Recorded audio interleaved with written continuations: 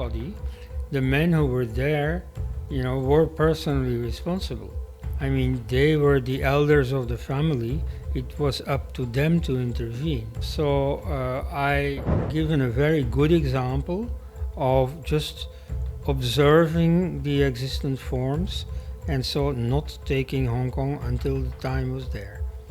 And indeed, you see, in general, India is also a model in that regard. It could very easily, when its army was there anyway, Krishna did the sensible thing. That's very obvious. And that, it's a story, but I think it does reflect the historical reality. And so the winning side is the one that was most precise, most studious in concluding alliances. That's a good policy. That's, really all I can say about it. Of course, that's what intelligent state leaders do. But sir, there are examples where we see that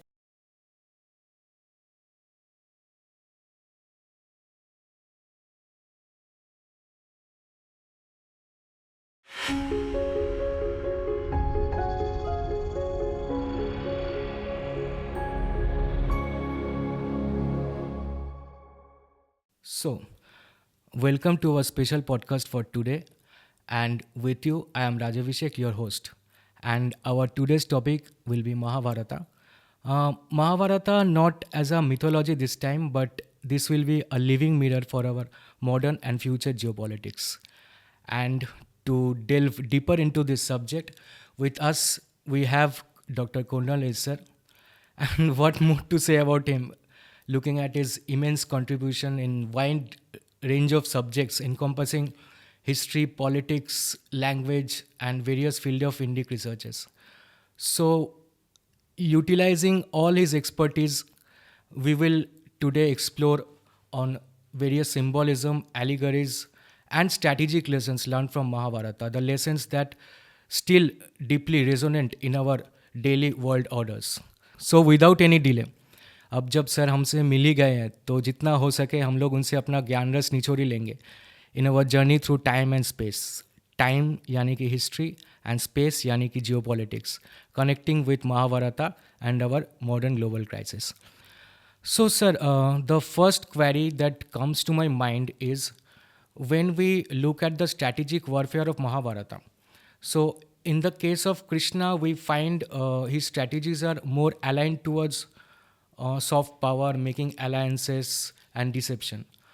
On the other hand, while we talk about Chanakya's Arthashastra Niti, so Chanakya was much more focused on things like espionage and building economic strength and what we call realpolitics.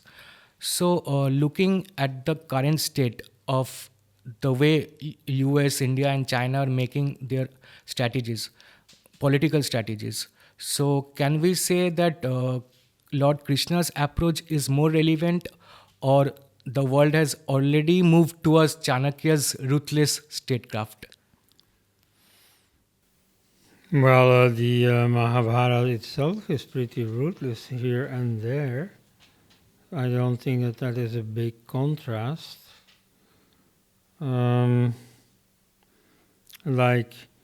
see, I greatly sympathize with Gandhari's viewpoint, who criticizes Krishna, who says to Krishna, no, it's because of you that this war took place. It's because of you that all my sons have died. And so that's, a lesser known aspect of it.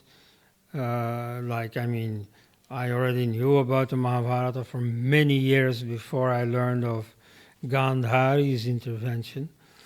And so it deserves to be heard. She has a point. After all, what is he doing on the battlefield, sermonizing to Arjuna? Arjuna wants to not wage the war. Even when he's ready for battle, he still has doubts. And as Iravati Karve writes, even when Bhishma starts the war, in fact, 3 of the 4 commanders of the Kaurava side in the war still don't have their heart in it. still seek some kind of compromise. It's only at the very end that they really start fighting to the end. And so there was a strong case to be made for avoiding the war. Look at their interests. You see, the Kauravas all die, the Pandavas all lose their children. It's only a grandson in infancy who survives and then later becomes the successor. I mean, not to speak of losing the battle. Even winning the battle is hardly something to be cherished. So, in a way, you can reprimand Krishna for telling Arjuna, "Come on, fight." Even when the protagonist par excellence still doesn't have his heart in it. So he just eggs him on to fight. So you mean to say Chanakya's Niti is much more relevant for today? If we say that Krishna's style was much more superior, but Pandavas owned because of Krishna's divine powers, right? So his soft power worked there because of Krishna's divine powers. Well, I'd see it as a historian, and so I'm not too sure what really happened. You see, we have the story version. And so the story version is the good guys against the bad guys. Duryodhana is the bad guy, and Arjuna or Yudhishthira is the good guy. And so it's essentially very black and white, not in detail. You see, here I have to compliment the Mahabharata. The good guys always have something negative in their past that explains their bad fortune. The bad guys also have some merit somewhere. So, in that sense, it's not black and white, but overall, it's the dharmic side against the adharma side. Now, here, I'm not so sure. You see, after the battle, the winning side easily rewrites history so as to justify its own stand. Leave alone the Second World War. You see, in the case of the First World War, you see it very clearly. A number of historians exculpate Germany, say that the Kaiser was not guilty or not more than the other heads of state. But after the war, in the Peace of Versailles, and in all the history books written since then, the Germans get a far larger part of the blame than I think is justified. Now, here the same thing. Well, let's first take another battle from Hindu history, the Battle of the Ten Kings, which, according to Michael Witzel, is the model after which the Mahabharata has been written, a thesis with which I strongly disagree. You see, there is no common measure between the Battle of the Ten Kings and the Bharata War. They don't look like each other at all. Nevertheless, it's a very important battle that, we can all agree on. And most Hindus think it is a war between good and evil. There are even people like Aurobindo, like Mahatma Gandhi and so on, who write some allegorical interpretation and who say that it's a war between good and evil. And so, to start with, the Battle of the Ten Kings clearly is not. You see, there is nothing evil about the Ten Kings who defend themselves against the expanding imperialist King Sudas of the Bharata dynasty. You see, this King Sudas first conquers the territory across the Yamuna, the later Panchala. And his lieutenant Vishwamitra, the one who has written the Gayatri Mantra, he even stays there. He and his clan start occupying the country that they just conquered, right? And so in the far distance, what little that the kings there on the Parosni River or beyond on the Asikni River hear about this war in the distance, is that this King Sudas is a formidable conqueror. So when he comes their way, defensively they conclude an alliance, the 10 kings. And, even though they start winning the battle, ultimately they lose. Bad fortune. According to Vasista, it is because of the god Indra, who generously gives victory to the side of Sudas. But at any rate, Sudas wins, the kings lose, and so it is the side of Sudas that writes the history. So he, of course, is going to say, oh, but they were bad. I needed to conquer them. So the Mahabharata is the same thing. You see, even though it's a different battle and so on, that formula of the winner who, arranges for the history to favor his side, that is being repeated. And so you can ask, you see, are the Kauravas really the bad guys? Are you so sure of that? And here I want to mention an explanation given by General G.D. Bakshi, well known in India. So, he was at a conference a few years ago of the Draupadi Dream Foundation about Mahabharata history. So he gave a strategic analysis. And that was very necessary because all those Sanskritists, giving their story, this is about a war, and it's very good that a general gives it, shines his light on it.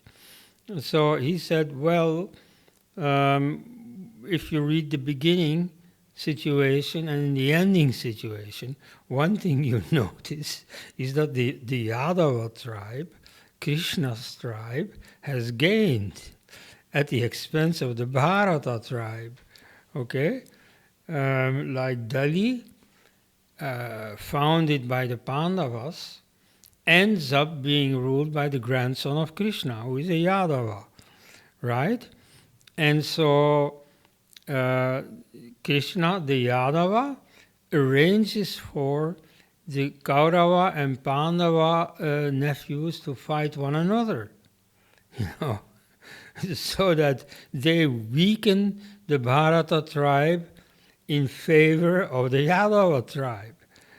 So who knows, you see, what role that has played. Of course, in the propaganda version, also known as the Mahabharata, that aspect is not being highlighted.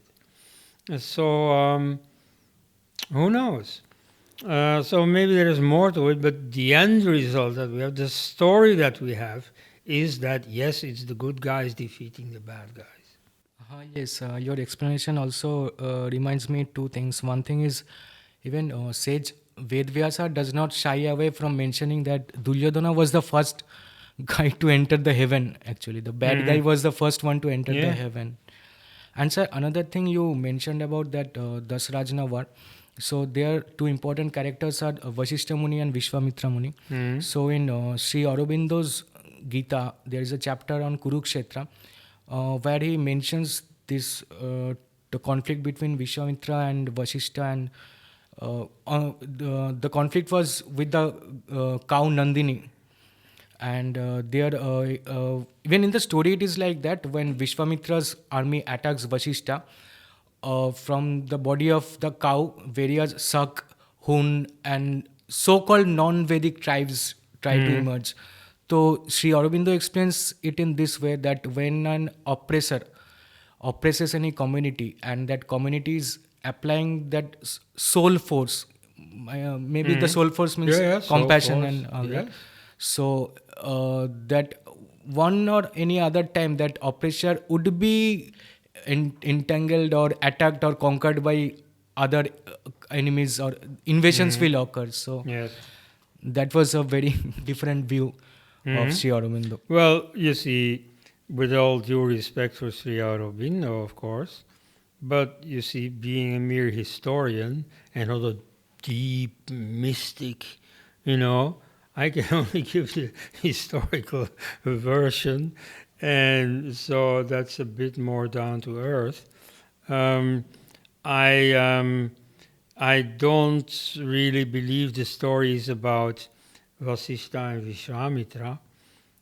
You see, Vasishtha and Vishwamitra are two characters from the Rig Veda, from like 1,000 years before the historical battle that gave rise to the Mahabharata epic. And so they don't fight one another. First, his King Sudas's court priest is Vishwamitra, who writes the Gayatri mantra. Then you see he goes settle in Panchala, and then he takes another court priest, namely Vasishtha. They're two very important, very good poets. He was lucky, and he was also lucky in winning all his wars. But so it's a later story, literally 1,000 years later, that enters the Mahabharata. And so by then, these are not two people who play a role in Sudas's life, who are very separate also geographically. The one is beyond the Yamuna, the other is beyond the Parushni, 500 kilometers apart. There, suddenly they become rivals, they become opponents. And so there it is still because of a cow that is being stolen, the wish cow, Kamadhenu. And then later in the Puranas, another 1,000 or 2,000 years later, it then becomes a conflict between them, because by then caste is omnipresent. In the Vedas it is not at all. In the Mahabharata it's beginning. Their caste is all over the place. And so then it becomes a caste struggle. It becomes the Kshatriya Vishwamitra, who could reasonably be called a Kshatriya in the sense that he is militarily active. He takes part in this conquest. Whereas Vasishtha really is an intellectual. He comments on the religion of his opponents and so on. He studied all these things.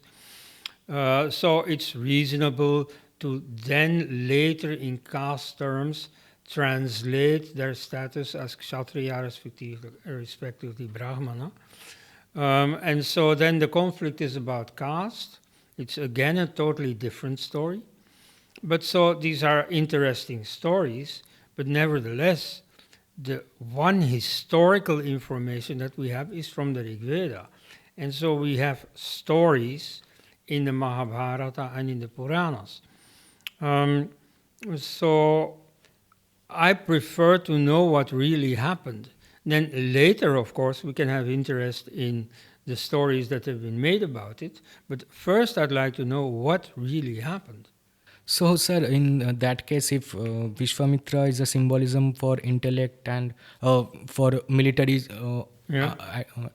actions, and Vasishtha is for intellect, so that symbolism again repeats in Ramayana also, in the case where Vishwamitra takes away Rama and Lakshmana Yes. for killing Taraka Rakshasi. Yes, so those people are descendants of the Vedic seers. They sport their family name, often probably to partake in the glory, the prestige of their ancestors.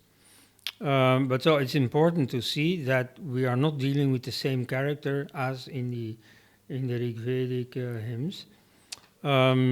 But so they partake of a certain type, a certain character that is represented. Can we say school of thoughts, certain school of thoughts? Mm-hmm. They were carrying the legacy of those school of thoughts. Yes. Okay, sir. Thank you, sir. My next question is, we see that the Pandavas were forced into exile due to a political ploy, much like what we see in modern displaced population in the case of Rohingyas or Palestine refugees and Afghan crisis. So does Mahabharata provide any insights into how these displaced people can navigate their survival and reclaim their power back, much like what Pandavas did? Well, I never read it in the light of such a message. All I've seen is that the Pandavas resort to their own devices. I am not aware that they give a formula, a success formula that anyone in their situation can use. You see, they use their own devices. They, of course, also profit of certain miracles that not everybody can appeal to.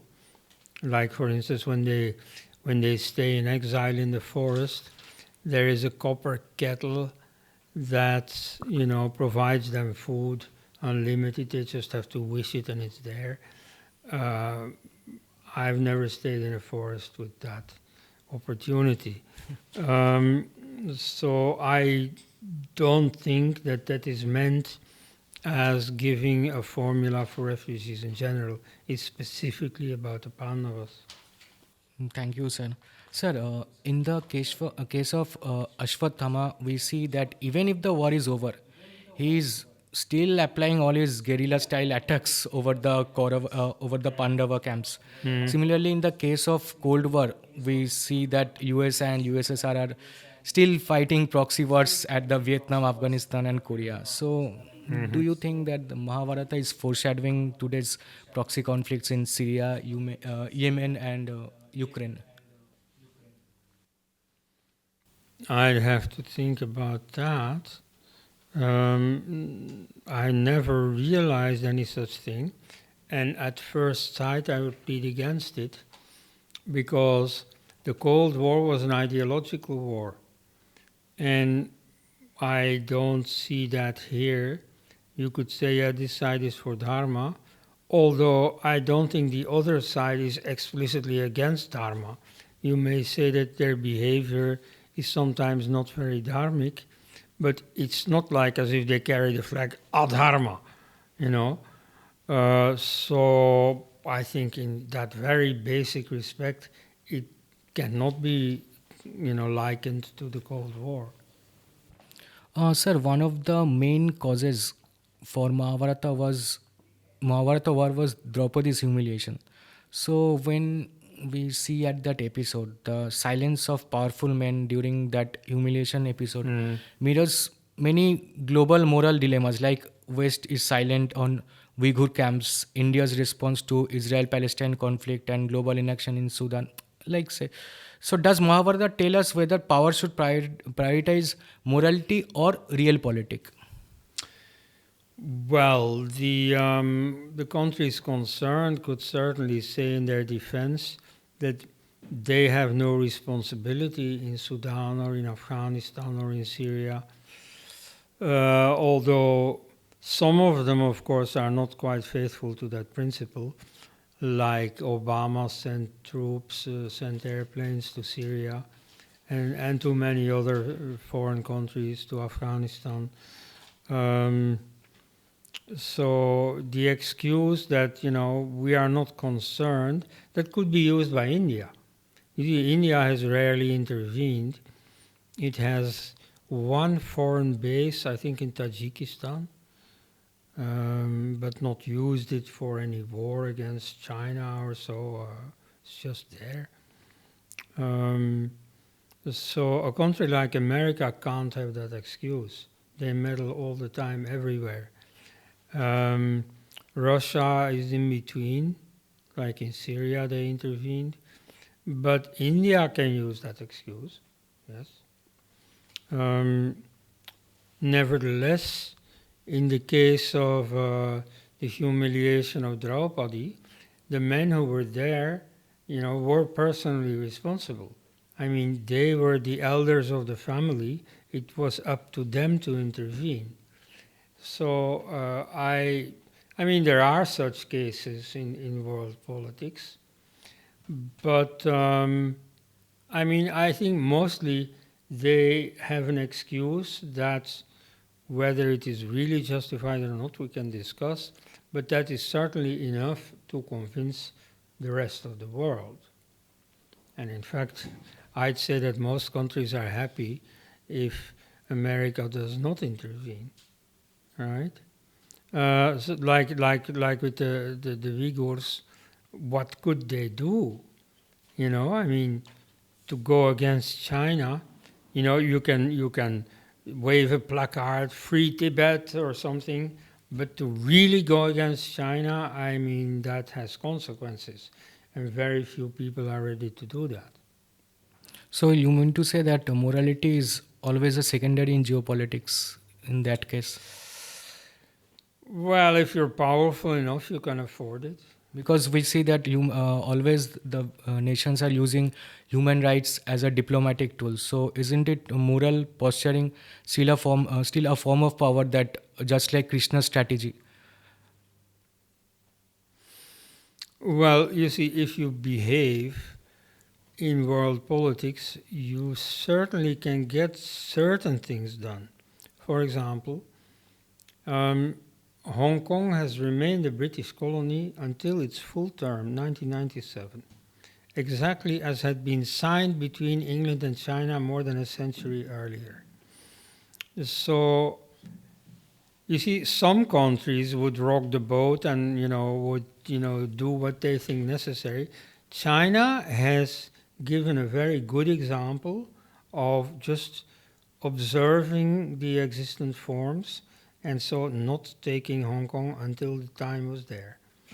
And indeed, you see, in general, India is also a model in that regard.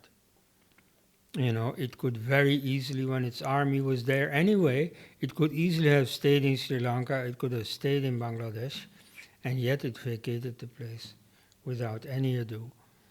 So, you see, some countries are attached to their own self-image of a correct, model power, and so you can play into that, and partly achieve your ends with the cooperation of those other countries whose, ways you respect. Okay, sir, thank you. Since we ended with Krishna's case, so if we observe Krishna's strategy, that he was from the very starting busy in building alliances, securing the Yadavas, and also making alliances with Matsyas and Panchalas, and then he went against Jarasandha. So today we see India's quiet alliance with the US, Japan, and Australia against China's growing influence. So how does Mahabharata can help us understand this art of strategic alliances in geopolitics? Well, I mean, there Krishna did the sensible thing. That's very obvious. And that, I mean, it's a story, but I think it does reflect the historical reality. And so the winning side is the one that was most precise, most studious in, concluding alliances. So, I mean, that's a good policy. That's, really all I can say about it. Of course, that's what intelligent state leaders do. But sir, there are examples where we see that these alliances are also fragile. In the case of Mahabharata, we also see how the Yadavas fought among themselves after Krishna's death. So Yes. can Quad, BRICS or NATO collapse due to internal conflicts just like the Vrishnis or Yadavas? Yes, of course. It's a fact of life. But yeah, I mean, if you're intelligent, this is what you avoid, of course. So Krishna was not with them to warn them off. And so one thing led to another, and then it was total chaos and destruction. So in that case, we can say that Bhishma's royalty was much more powerful than Krishna's strategic alliance, because Bhishma was totally loyal to his nation or motherhood or his kingdom. We can say, in that case, opposite to Krishna.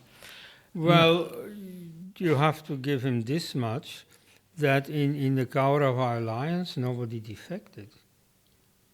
You see, before that, they could choose. And you see, there are some parties that they had no choice, that belonged on the Kaurava side. Many others made a choice. And yet, because that choice was not a matter of life and death, for 18 full days they stayed true to their choice. So, the one who forged the alliance, Bhishma, apparently did a good job. And again, if we counter also Bhishma's stance, now Bhishma's loyalty to his vow was ultimately that led to Hastinapura's downfall. So in modern geopolitics also we see that rigid ideological stances such as Cold War era communist versus capitalist divide or today's hardline nationalism have often backfired. So do you think Mahabharata warns against this type of dangers of inflexible political commitments to be made? Do you mean Bhishma's vow of celibacy? Vow of celibacy and vow of protecting. Actually, celibacy was connected with protecting his kingdom for lifelong, right? That's why he took that vow. I'll serve my kingdom. Because I mean, his loyalty to his vow of celibacy, I do not at once see how that caused the downfall of his kingdom. Um,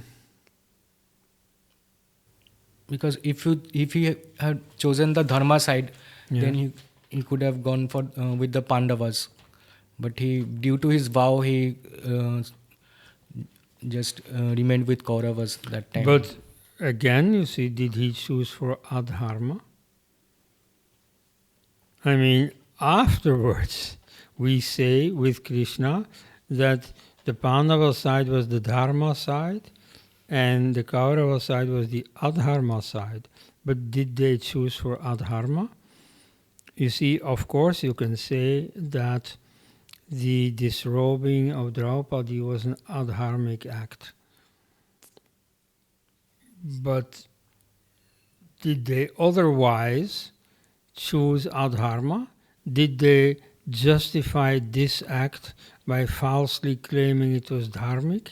Or what? I mean, offhand, I have the impression that they didn't consider that act very important. And anyway, ultimately nothing happened. You see, not in a planned manner, but it just so turned out that Krishna was there to save her. And so ultimately, she was not raped or anything like that. And so she was restored in her honor. So you could say that people who sat there watching it, like Bhishma, you see, ultimately concluded, well, you see, this doesn't deserve a beauty prize, but at least all is well that ends well. And so from the viewpoint of Dharma, not much harm has been done. Done from the end of Bhishma. Okay, sir. We can understand in Bhishma's case, it's a totally moral dilemma, and we can't tag Bhishma totally as adharmic because there are lots of contribution. We have Bhishma Niti coming for Yudhishthira. Okay. But we can't ignore Dhritarashtra's case because it was Dhritarashtra's indecisiveness. We can't deny that enabled Duryodhana's rise and Hastinapura's downfall. So similarly, when we see today, weak leadership in the League of Nations led to World War II, and today Western hesitations on Ukraine and Taiwan emboldened aggressive powers. So does Mahabharata, through these instances, warn us about the dangers of passive leadership in the time of crisis? Well, there you have a point. And indeed, you see, weak leadership often leads to disaster, leads to massacres, leads to wars. That's very true. And sometimes it fails to warn off people who had better been warned off. I mean, I think that Putin, or if not he, then at least his mistresses or his advisors or so, think to themselves, if only he had never gone to this war. So yes, sometimes being strong is a far better thing for everyone concerned. And in that respect, you see, the Mahabharata war is an example. And so quite a few of the leaders concerned are at crucial moments weak. and indecisive. Even the good guys like Yudhishthira is also a rather weak leader, and so it happens to the best of us. That's a very Mahabharata type message. You see, it does see shades of gray. So yes, Yudhishthira is a good guy, but again, he has serious flaws also. Yeah. So, since we have already entered into the personal room of Duryodhana, we have already started blaming Dhritarashtra. So, there is another important thing that is mother Gandhari's curse that eventually led to the decline of the empire. So, historically, we have also seen the fall of Rome in this way, the British Empire, and now some argue the decline of US hegemony. So, do you think that global superpowers inevitably face their own Gandhari's curse, a self inclined downfall from excess, hubris, and internal strife? I don't know. At the moment, I don't see Trump incurring a Gandhari's curse. Not at all. So, No, I wanted to say something. Um, the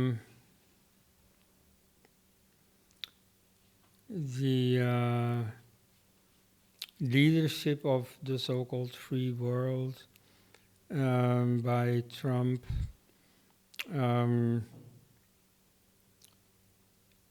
already has a certain effect. You see that at the moment India and China are treating each other with kid gloves. At the moment, both India and China are asserting and strengthening their ties with Russia. And you can't really say friendly ties between India and China, but at least they don't want to exacerbate their potential enmity. You see, they try to work together as much as possible. Why? Because all three of them realize that the decline of the West, that everybody was already taking for granted, may not be such a decline anymore. You see, Europe is, of course, doing bad. It has been since the Second World War. Still, it's not going as downhill as it used to. With the rise of the right parties, Europe is promising to become less weak, to reaffirm itself, to reaffirm its self-confidence, to go on the upswing again. America very much under Trump. You see the totally suicidal policies under Biden have stopped. So because the West is becoming a little bit stronger again, India and China have patched up their differences and so are trying not to waste too much energy on other quarrels than their rivalry with the West. So this maybe brings us far from the Mahabharata, but it goes into your question. And so this, I would really like to notice that, this is one of the important developments at the moment in geopolitics. You see the provisional end of the decline of the West. Suddenly the West is there again. And so it's not as powerful and so on as it used to be. America is not so powerful as it was in the 90s, but still, news of the West's death is coming too soon. So, sir, as you have strictly declined the fact that US is declining, so it provokes a thought in me that what we see in the name of polarization and economic struggle taking place in America. So, isn't it similar to what happened after the Mahabharata war, that is the post civil war of Mahabharata? Isn't that similar? Well, comparison with the Civil War for America, I don't think is appropriate. I mean, the recent polarization between the left and the right around the theme of wokeism and around the theme of Trump's personality stopped short of civil war. It was nasty, but still it wasn't civil war. Whereas the Mahabharata war was very much a war with a very high death toll. So I wouldn't press it too far. Okay, sir. Okay, since we have come to the end of our discussion, I would like to ask you one last question, and that's the future of geopolitics.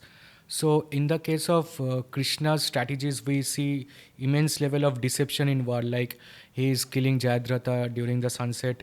Even in modern politics, also we see intelligent agencies are using similar tactics like cyber warfare, fake news, and psychological operations. Fake news I can also relate with Mahabharata, where Krishna manipulated that information about Dronacharya, that Ashwatthama is dead.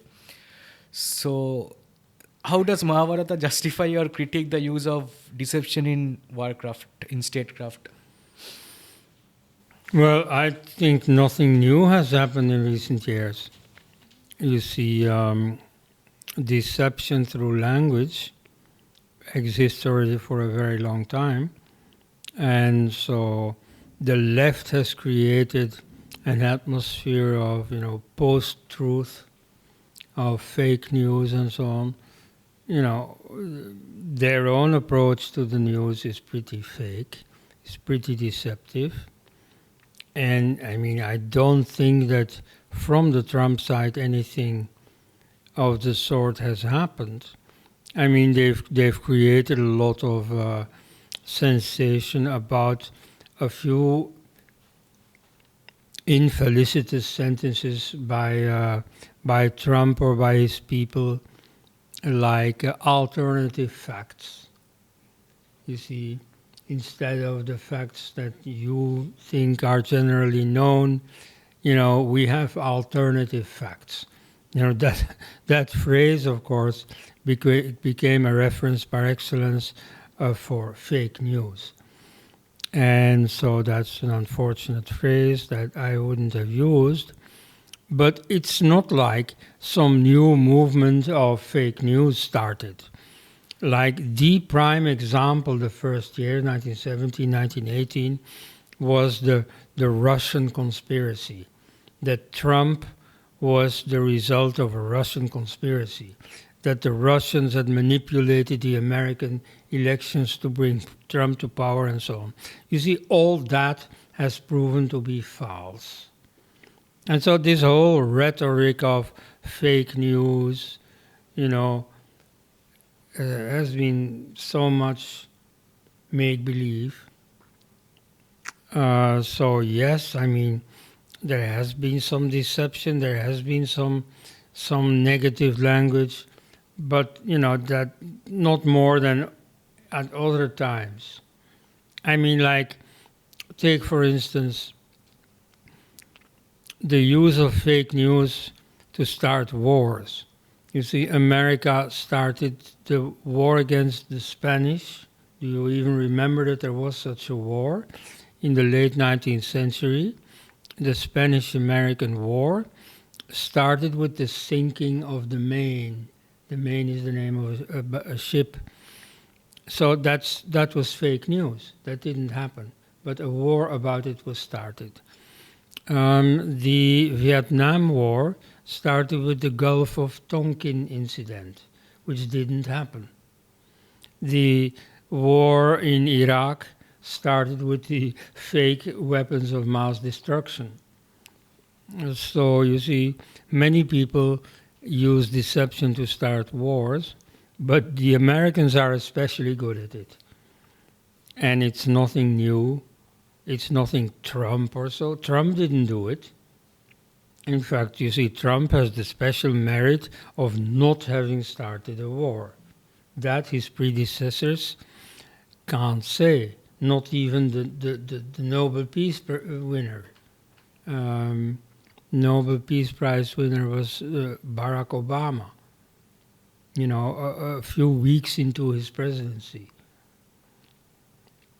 So, no, I mean, so I don't think there is any special wave of more fake news than before.